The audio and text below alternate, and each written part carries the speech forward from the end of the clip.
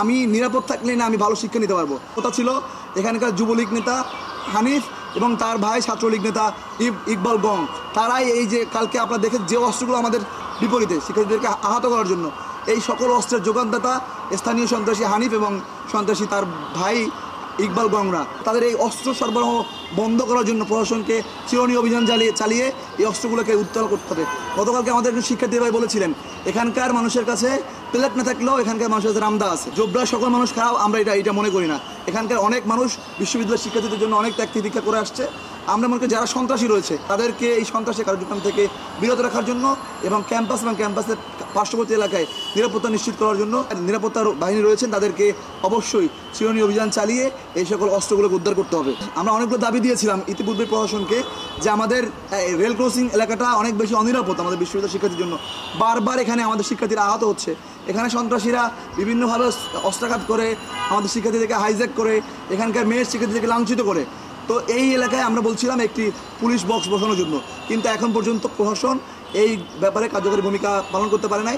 আমরা মনে করি বিশ্ববিদ্যালয়ের শিক্ষার্থীদের নিরাপত্তার জন্য আমি নিরাপদ থাকলে না আমি ভালো শিক্ষা নিতে পারবো।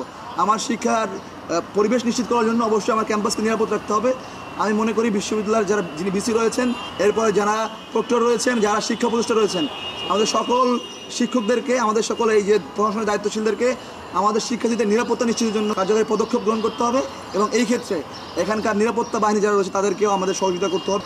এই সহযোগিতাটা আমরা চাচ্ছি এবং আমরা আমাদের দাবি যদি মৌলিক কথা যদি বলি, আমাদের যে সকল সন্ত্রাসীরা রয়েছে তাদেরকে গ্রেফতার করতে হবে দ্রুত সময়ের মধ্যে এবং আমাদের শিক্ষার্থীদের উচ্চমানের চিকিৎসা নিশ্চিত করতে হবে এবং ক্যাম্পাসের স্থায়ী নিরাপত্তার জন্য একটি কার্যকরী পদক্ষেপ নিতে হবে। এটা ছিল আমাদের আজকের প্রেস ব্রিফিংয়ের বক্তব্য। বিভিন্ন মহল থেকে জানতে পারছি যে ইকবাল এবং হানিফ গং যারা আছে ওইখানে পুলিশ যারা আছেন মানে দায়িত্ব পরিবর্তিত হয়ে বারবার যারা আসেন তাদের সাথে একটা কি হয় সমন্বয় হয়, যার কারণে পুলিশরা খুব বেশি ভূমিকা রাখতে চায় না, এটা আমরা জানতে পেরেছি।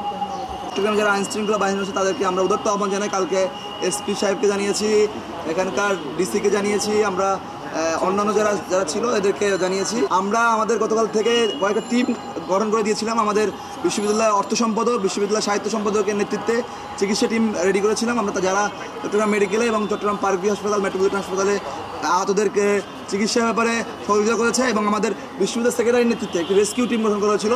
যারা ওখানে যারা অন স্পটে যারা আহত হয়েছে তাদেরকে দ্রুত সময়ের ভিতরে বিশ্ববিদ্যালয় মেডিকেলে নেওয়া এবং বিশ্ববিদ্যালয় মেডিকেল থেকে শহরে স্থানান্তরিত করার জন্য তারা কাজ করেছে।